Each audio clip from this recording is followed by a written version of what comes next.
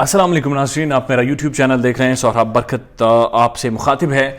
उम्मीद है आप खैरियत से भी होंगे, खुश भी और महफूज भी। वजिया स्वाति के कमारकर नियाज़ जिन्हें पाकिस्तान में कत्ल किया गया है, उन्हीं से रिलेटेड नहीं, आप ये कह सकते हैं कि उसका रेप्लिका है, उसका एक दूसरा पहलू है, कॉपी पेस्ट है, जो कि इंडिया में 2016 में एक केस हुआ है। और ये जो स्टोरी है, ये जो डॉक्यूमेंट्री आई है, बुनियादी तौर पर ये इंटरनेशनल साफी ने की है। और इस डॉक्यूमेंट्री को सामने रखते हुए वजिया स्वाति के केस को जब आप सामने रखते हैं तो हूबहू चीजें मिलती हैं और केस की प्रोसीडिंग्स भी सेम होती हैं। और इतनी ज्यादा ममासलत है कि आप यकीन कीजिए, मैंने 2 बार वो डॉक्यूमेंट्री देखी है। और जो रावलपिंडी और इस्लामाबाद की कोर्ट्स हैं, जब भी आप किसी लॉयर से बात करते हैं जो अच्छा एक्सपोजर रखते हैं, वो सारे इस चीज का जिक्र करते हैं। मैं उसके जो मैंने कुछ एक पॉइंट्स उसके नोट लिए हैं, वो आपकी खिदमत में पेश कर देता हूं। ज़ाहिर मुश्किल था, चूंकि मेरी अपने टेलीविजन के साथ मुख्तलिफ रूटीन्स हैं, लिहाजा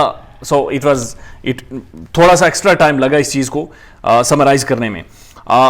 सरजीत इनका नाम है, ये सरजीत आर्थमाल मर्डर ये केस है, किलर इन द फैमिली के उन्वान से ये स्टोरी की है। और ये क्रिमिनल साइकोलॉजिस्ट हैं लोरा रिचर्ड्स, इन्होंने ये बुनियादी तौर पर स्टोरी की है। और ये स्टोरी करने का उनका मकसद यह है ताकि मैसेज दे सकें कि ऐसे क्राइम्स को अवॉइड किया जा सकता है, और ऐसे क्राइम्स जब हैपन होते हैं तो लोग कैसे फंसते हैं या खवातीन कैसे फंसती हैं, इस चीज को सामने रखते हुए उन्होंने स्टोरी की है। अब ये वजिया स्वाति के साथ कितनी मुमासलत रखती है, आप खुद अंदाजा लगा लीजिएगा कि 100% तकरीबन मुमासलत रखती है ये।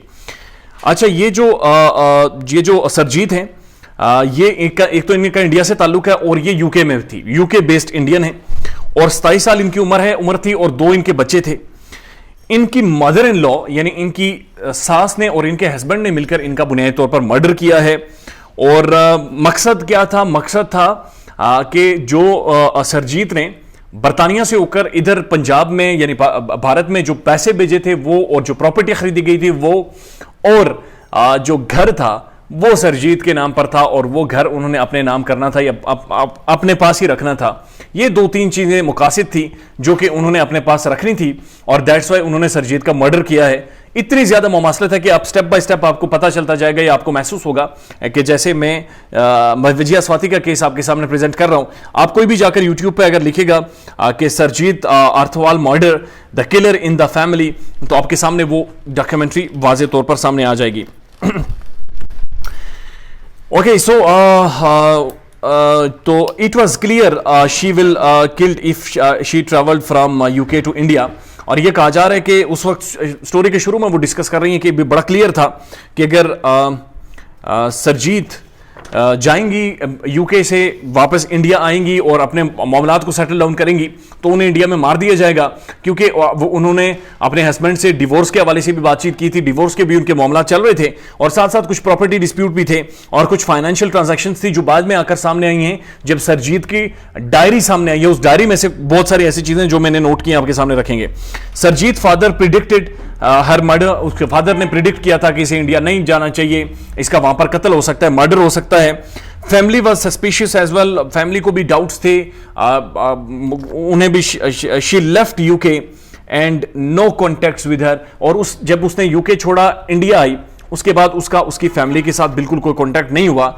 And now here is a things happened कि जब उनका कॉन्टैक्ट नहीं हुआ तो सरजीत के जो वालिदैन थे वो फौरी तौर पर, जो सरजीत के शोहर थे, उनसे उन्होंने कांटेक्ट किया और कहा कि हमारी बेटी आपसे मिलने आई थी, बेटी के बारे में बताएं कि वो किधर है। तो उसके बाद मिसिंग एडवर्टीजमेंट बाकायदा चलाई गई और मिसिंग बाकायदा एक इनाम रखा गया कि जो भी सरजीत को ढूंढेगा उसके लिए इनाम रखेगा, और ये उन्होंने सरजीत को कत्ल कर दिया था इंडिया में बुलाकर। Same is what that happens with Wajiya Swati, जिन्हें पाकिस्तान में इस्लामाबाद में मर्डर कर दिया गया था, लेकिन उसके बाद अब कहा यह गया कि मुबैना तौर पर किडनैप हो गई हैं। उसके बाद जी जो यूके की एम्बेसी है वो कहते हैं, या पुलिस की जो तहकीकात कर रही थी एजेंसी, वो कह रही है police did not responded well in early investigation, यानी पुलिस ने कोऑपरेट नहीं किया। Police help the accused in early investigation.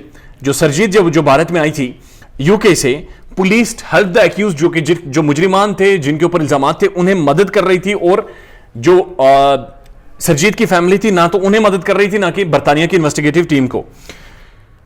उसके बाद जनाब मिसिंग पर्सन, पहले मिसिंग पर्सन के जिम्मे में इन्हें रखा गया और उसके बाद फुल मर्डर इंक्वायरी शुरू होती है जब बरतानिया की, जब ब्रिटिश फॉरेन ऑफिस इसमें इन्वॉल्व होता है और ब्रिटिश फॉरेन ऑफिस जोर देता है तो उसके बाद बाकायदा मर्डर इंक्वायरी शुरू होती है। और देन व्हाट हैपेंड कि British foreign office feels problem from the Indian police. British foreign office को भी इंडियन पुलिस ने सारे डेटा इन्वेस्टिगेशन के सारे हकाइक चीजें उनके सामने बहरहाल रखने में हेजिटेट नजर आई है। उसके बाद Surjit personal diary comes out. अब ये बड़ा इंटरेस्टिंग था कि सरजीत की जब पर्सनल डायरी आउट होती है, जिस तरह से वजिया स्वाति के पर्सनल मोबाइल फोन के मैसेजेस आउट हुए हैं, जो कि रिजवान के साथ उसकी कन्वर्सेशन थी या रिजवान की जो उसकी फैमिली के साथ, उसके बहनों के साथ कन्वर्सेशन थी, जिसके बाद उन्होंने मुबैना तौर पर जिस तरह से वजिया स्वाति को पाकिस्तान बुलाया है। जब पर्सनल डायरी सरजीत की आउट होती है तो उसमें वो कहती है कि जनाब मेरी सास और मेरे शोहर मुझे मारते थे, मेरे साथ अब्यूजिव इनका रवैया था और ये मेरे बहुत ज्यादा खिलाफ थे और यानी ये किसी भी हद तक मेरे साथ जा सकते थे। अब ये जो इन्होंने पर्सनल डायरी इनके सामने आई है, इसमें इन्होंने बुनियादी तौर पर यह जिक्र किया है कि my mother in law burrowed 2000 pounds from me, कि मेरी जो सास है उन्होंने मुझसे उधार लिए थे 2000 पाउंड्स एंड नेवर रिटर्न, और फिर वापस भी नहीं किए। उसके बाद वो कहती हैं कि जो सरजीत थी वो बरतानिया के अंदर जितनी वेज लेती थी वो एक ज्वाइंट अकाउंट में जाती थी, वो ज्वाइंट अकाउंट उसके हस्बैंड के साथ था और वो हस्बैंड वो मनी जो उस अकाउंट में आती थी वहां से विड्रॉ कर रहा था लगातार।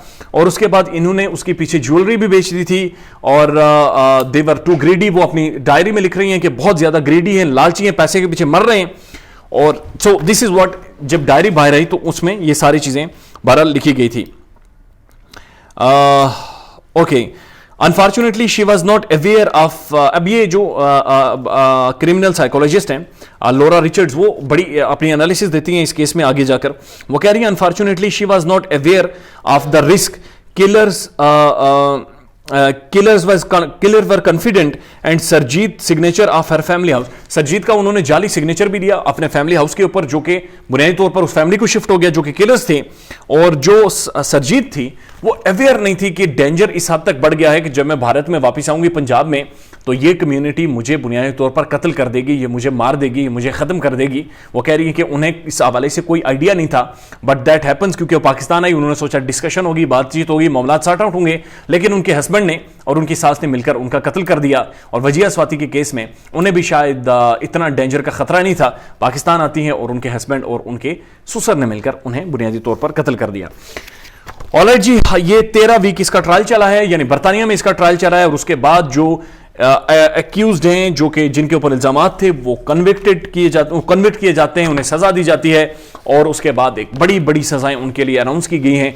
और क्रिमिनल साइकोलॉजिस्ट लोरा रिचर्ड ये लिख रही हैं कि अगर इन सारे खतरात को, इन सारी चीजों को देखा जाए तो इस क्राइम से, इस तरह के विक्टिम बनने से बचा जा सकता था, शायद अवॉइड किया जा सकता था। और अवॉइड करने की जरूरत थी, जो कि ना तो वजिया स्वाति से हो सकी, ना तो सरजीत से हो सकी, और ना तो शायद आने वाली हमारी और बहुत सारी जो बरतानिया से खवातीन आएंगी ऐसे किसी मामले में वो कर सकेंगे। ज़रूरी है कि इन सारी चीज़ों को आप देखें, भांपें, और इस केस को रिपोर्ट करने का भी मकसद यह है कि एक अवेयरनेस जाए, एक समझ जाए और अपनी हिफाजत का आपको पता हो। अपना ख्याल रखिएगा और हमारे चैनल का भी। अल्लाह हाफिज़।